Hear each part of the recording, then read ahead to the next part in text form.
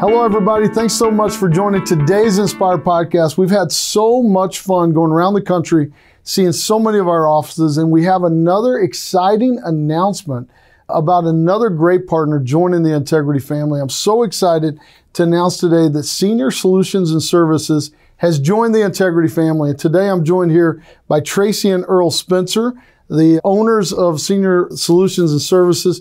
And I couldn't be more excited to have y'all here in Dallas and to have y'all as our newest partners. Man, it's so much fun. What you guys have built is truly a great company, and we're so excited to be partnering with you. We've gotten to know each other for some time now, and then being able to walk around the office, explain some of the things that we're doing, and really the opportunity we have together. And I'm amazed by how many partners you all know. I mean, you know a lot of partners here at Integrity, and I'm super excited. Tell us a little bit about y'all's business that you've built, what you focus on, and why you're excited about joining Integrity.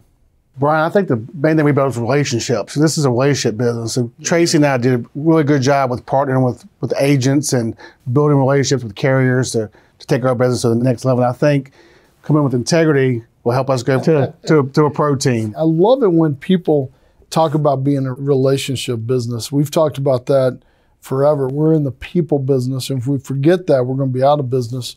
And I truly believe that. And what you guys have built, I mean, just all the opportunity that you've seen and how you've served so many people and all the partners you know, I mean, you go back a long way in this industry. Now, Earle, I understand you started digging in the dirt, as I understand it. Tell us how you started out that and how you made this journey. So my background is my family's family-owned business. My dad, my uncles had a family-owned business, oil company, propane company, convenience stores. And about 20 years old, I went on my own, started cutting grass. Then I started moving dirt, doing site work, doing dirt work. Got into that real big, and I had a friend of mine that recruited me for a while to get in the insurance business. For 2 years, I blew him off. Really? Mm-hmm. So were you had like bulldozers? And bulldozers, pans, excavators. Employees. 25 people running. Wow. Did really big site work jobs and streets and subdivisions, demolition, water utilities. We did it all. Oh my gosh. I got asked when I was right out of college if I wanted to join a company in the construction world. And I remember telling them, if it's yellow and it runs on diesel, I don't have any business being around it. So I grew up, my dad was a funeral director. So everybody called my dad Digger because of grave digging. And I had the backhoes and all that stuff. And no one ever trusted me to get on anything that really moved, that ran by diesel. So it had to be a lot of fun, man, moving dirt around. Yeah, do you still do some of that? My friends have some stuff. I'll get on it, run it. Give me Weekends, yeah. That's awesome, man. So how did you make the leap to the insurance business? So my friend recruited me. He was a director with an insurance company. For 2 years, he kept hitting on me, recruiting me, and I kept blowing him off. And then it finally just worked out that I came along and said, I'll do it. And then it was 08, I think it was 08 when the economy crashed. I thought it was a good idea just to do something. He never talked to me about renewals, never talked to me about the money. He just said, Earle, you're such a good people person. Yeah. You would be so great at this. So it's funny, Sean Mike, we were just talking about Sean. Yeah. Sean and I were just at their annual convention, thousands of people, just one of the most incredible businesses. FFL is one of the most incredible businesses I've ever seen. And we were at their convention and we did a quick podcast. And Sean said, this reminds me of 08, but better. And I said, what does that mean? And if you think about it, in 08, when we went into the recession, the Great Recession, people were losing their jobs, people were looking for opportunity, and then opened their eyes to this new market, just like you found out in 08. And that's where I think, and our recruiting numbers are speaking for themselves, is we're seeing that same type of momentum happening right now, where people are coming into the business, people who might not have ever looked at the business before, people like yourself, that if we're consistent and persistent about saying, hey, you should look at this opportunity. I mean, this is like the recruiting dream right now of bringing people into our industry, right? Yes, sir. Well, so Traci, I heard that you joined the military police and you actually worked, I believe, undercover in Japan. Now, that's not the background that I was expecting whenever we first started knowing each other. Tell us about what that was like. So at 19, decided, and I always wanted to serve. So it was something, a calling, I guess you would say. And I was actually going to do hair, be an apprentice and learn and get my license to do hair. And I said, you know what, I got to do this. And I joined. But it was literally like a hairdresser going to boot camp. It was a little wake-up call. A real big wake-up call. But, you know, I learned so much about myself. I learned persistence, dedication, that I could do anything I put my mind to. And so I wouldn't change that for the world. And when I finished all of my training, they sent me to Camp Zama, Japan. They put me undercover in the high school. There were some kids doing some naughty things, and they needed eyes and ears in the school. And I think my age, I was still very young. And so it's like, what was that, 21 Jump Street? So you were like, was that Johnny Depp in 21 Jump Street where he goes undercover in high school? So what was that like? So were you actually sitting in class and pretend? How long were you in there? So for the year, the school year, right before prom. So when is that? In May, usually? Oh my gosh. April or May. So did you get good grades? I wasn't supposed to be the best student, which was good. Yeah, because you had to fit in with the naughty crowd. That's right. And they had a good backstory, and there were other soldiers that had to play parts and be the dad. So did you catch the kids? You know, they weren't doing things that are that naughty. But there were some things they're not that bad. They were not that bad, not to some of the standards we see. So, but yeah, they needed that. And it was actually, I'd never been away from home. I had just finished surviving boot camp and all the training and learning a lot about myself. And it was a great lesson for me. And it taught me a lot about myself. I loved it. Yeah, I loved it. That is crazy. That's such a great story. So how did you make that leap from being, was it the Army? It was the Army. First of all, thanks for your service. I should speak for myself. I wish I would have taken the time to serve right out of high school. I think it would have helped you grow up in so many ways, teach you discipline. My dad is a former Marine, and I probably wasn't that open to it coming out of high school, but I love seeing and reading about these cultures who they all go and serve right after their school. And I can see the real benefits of that on society. I don't want to project that, my societal views on people, but I know for me personally, I think that would have been really helpful. And it sounds like for you. And then it opens your eyes whenever you get to, where'd you grow up? What town did you grow up in? In Virginia, in Richmond, Virginia. So you're in Richmond, Virginia, and all of a sudden you're in Japan. That is a different, it's totally different culture, different experience, and it probably helped you in so many ways. And how did you leave the Army and end up in this business? So once my time was up, I said, okay, so let me go back to what I was going to do, and did the apprenticeship and got my license. And I did that for about 3 minutes because I didn't know that I really didn't want to do that. But then I moved into sales and marketing. That's what I did really for about 17 years. I worked with hairdressers and salon owners, marketing themselves, trying to help grow their business. Wow. Yeah. So I don't know. So you talked about this being a relationship business, and I could not agree more. I think that's such an important part. I've been going the same lady for probably 15 years to cut my hair. Mm-hmm. Probably if I wasn't such a good customer, she would be honest with me and tell me just to shave it. But she hasn't told me that yet. But I used to have a lot more hair when we started. I feel like maybe it's her fault or the stress. I'm not sure. But it's interesting. Hairstylists are great relationship people, right? I mean, you tell them more about things and vice versa. She cuts my wife's hair, and I mean, she's like family to us now, but it's really comes back to that relationship building, which I think all sales and marketing really comes back to that relationship building. So I assume that was an interesting way to really build not only that business, but also to get into this one, right? Because it's just so natural to build relationships. It is. And when there were some things that changed in the Medicaid in Virginia several years ago, and Earle and I came on and we joined forces. And I laugh, and I think it's so true that independent agents are like hairdressers. Yeah, it would have to. Yeah, you get to know people, you get to to talk to them about, it's really personal about which haircut am I going to get, or, a thing of that nature.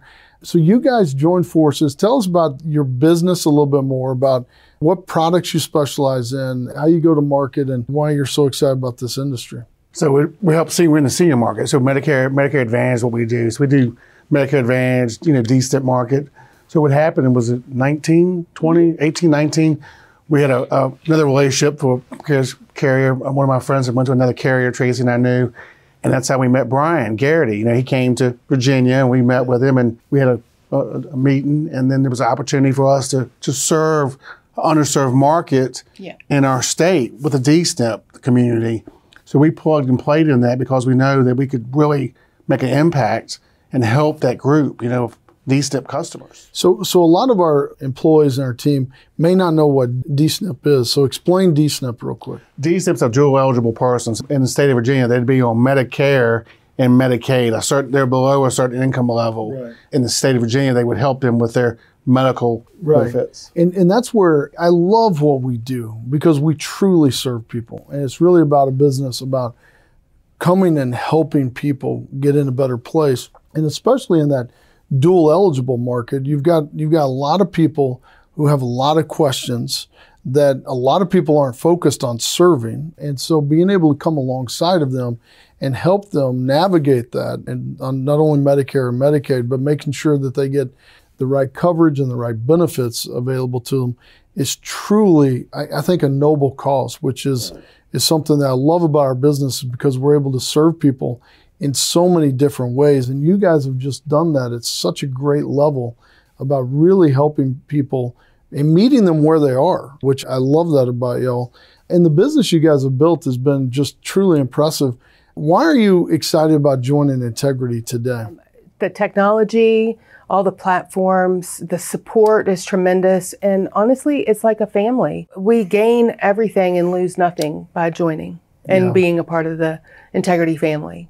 Yeah, well, I'm glad you say that, because we talk about the Integrity family all the time. We truly mean that. In fact, we've actually recently lost some family members through, just untimely deaths that I've gone to several funerals recently, and it's amazing to see the outpouring of that family support. So people are there in good times, and people are going to be reaching out to you, congratulating you, and then even in those tough times, and being able to walk along each other, and then just I've been traveling to a bunch of our offices, and I'm amazed by how many great people we have, and how inspired they are, and how inspiring they are to others. And that's what gets me excited, man. You definitely feel the love and culture you have created, Brian. I mean, it's a lot of love, and it makes me think of what Traci and our agents have done. We've served a consumer, but it's more than that. They become part of our family too, because our agents love on them. When you love on somebody, you generally care about them, you're trying to better them. So I think that's probably one of our key ingredients, relationship, and we've loved on them. I think there's so many different avenues you could go with that. But I think it comes back to, if you truly love people, and I tell people this all the time, I love you, because I really mean it. And I think if you love people and you look out for the best for people, and you're looking to serve them better, man, it opens up a whole new world where people are truly excited about coming together. And it's a culture we all create about how do we serve each other better and love each other more. And that's what this business is about. I love this business for so many reasons, and part of it is because it's such a noble business. It's a business that we truly help people, and we're seeing that. I mean, even in some of the partners passing away and some of our team members passing away, about really just that impact that we're having, that they had, and we're continuing to celebrate their legacy in so many ways, and being able to come alongside of each other and say, look, let's go do something more, right? I mean, let's go help people more. If you have that heart behind you, especially in this noble business that everybody wins, the carrier wins, the agency wins, the agent wins, the consumer wins. It's this virtuous cycle of this noble business that we're in. If we can double down, recruit more people, like we were just talking about, the opportunity now, I've never seen so many people really looking at this business saying, I want to be part of that. being able to show them how you can serve more people, it's truly exciting for me. Now, speaking of things that excite you, what do you guys do in your off time? Like, I love hearing people's passion, because it's not just about work. I was at a funeral of one of our partners the other day, and half of it was talking about his contributions to the industry. And then another guy got up and talked about his love for hunting. And he was wearing camo, and it was talking about just the time that they spend in a tree stand, and talking about life and about faith and about family. So what do you guys love to do outside of work? So we love to do things with our children. We have a 28-year-old daughter, a 22-year-old son, 18-year-old daughter, and a 17-year-old son. So we have lots of children, and we love going to see them play their sports. Yeah? Yes. Both daughters play field hockey. Both sons play football. So we just finished up, our daughter's a senior, her field hockey. So she's done with field hockey, but we still have one more left, and he's football. That's awesome. And yes, I am a radical fan with Cowbells. cowbells. Are you crazy? and Are you one of dress those, are you up. one of Crazy those fan. moms? Oh, yeah. You're I'm one of the ones those that's like, moms. do you apologize when you show up? No. So my kids, we just got done playing basketball, and we have one or two moms that get really crazy. Like, they're crazy. That's her. Sounds familiar. But it's funny, they walk in every game they go, I'm just going to apologize in advance. Oh, yeah. It's going to get really loud. Which we love it. And so if she's not loud, we're like, Something's wrong. what's happening? Is everything okay? So Brian, I volunteer. Yes. This is like my 10th year. I'm on the chain gang, works the chains on the sidelines. Yeah. You know, and I hold the box with the numbers flip. Yeah. And you can hear her from the field. Yeah, you're ringing like- them bells. It's, Do you like running the chains? Oh, I love it. Right where I need to be, right where the action's Yeah. at. You can see it. Ever since I've done chain gang, I've gotten better with football, seeing things that normally I wouldn't see because I was right there with the ref. So yeah, it's been a really great experience. So it's interesting. So my kids we just wrapped up basketball season, and it's interesting to talk about love of watching those games. So my parents and my in-laws don't miss a single game. It's fun to watch their joy for watching their grandkids. And it makes you think, like, man, that's what it's about.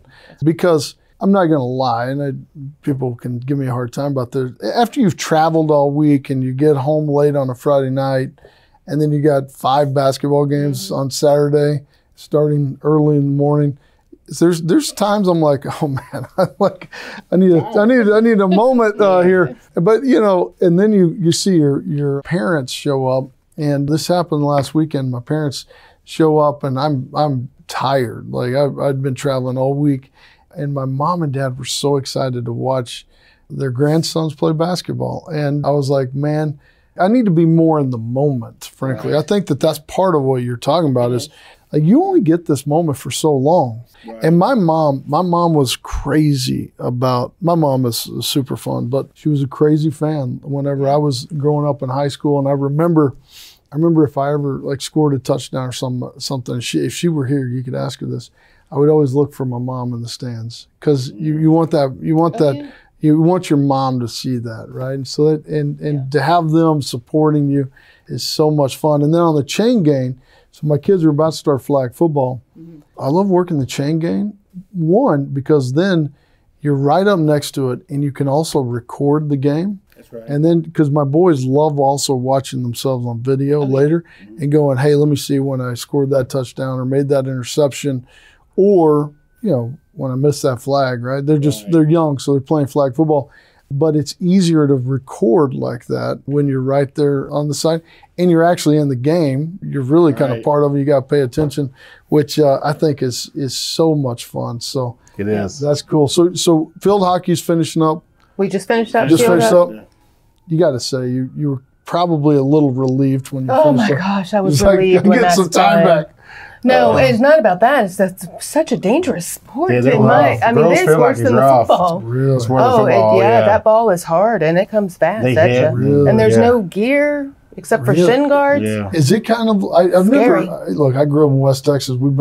We didn't even have baseball where I grew up. We were so poor. But so is it like lacrosse? Is it kind of like exactly like with no lacrosse. gear? No gear. It's hockey, like you're but playing no hockey. face mask? No face mask. Yeah, you're No. playing- You've got a mouth guard Yeah. and shin guards. That's it. So it's What? playing like playing Yes. hockey on a grass field with a mouthpiece and shin guards on, and that, in a ball like the size of a baseball, and it hurts when it hits you. I bet. Yeah. That's kind of crazy. That's what I'm saying. I Yeah, was you're really just, like, relieved when that relieved. was done. Yeah. And not only one daughter did, the second daughter wanted to be on the field hockey team too. Yeah. So They both That played. is awesome. I can't tell you how excited we are to be y'all's partners. I love doing things like this because we get to let people know you better and get to hear people's stories or personalities. So when we get together, we can share some of that common thread and commonality. And I guarantee you'll meet other partners and go, hey, my kids played field hockey or lacrosse or something that you can relate to, because I think it's so important that as a relationship business, we look for those opportunities to do that. So I appreciate you recognizing the opportunity we have here at Integrity and giving us a chance to be your partner. We're excited about what we can do together. This is just the beginning. We're just getting started. I say this all the time. I truly believe it.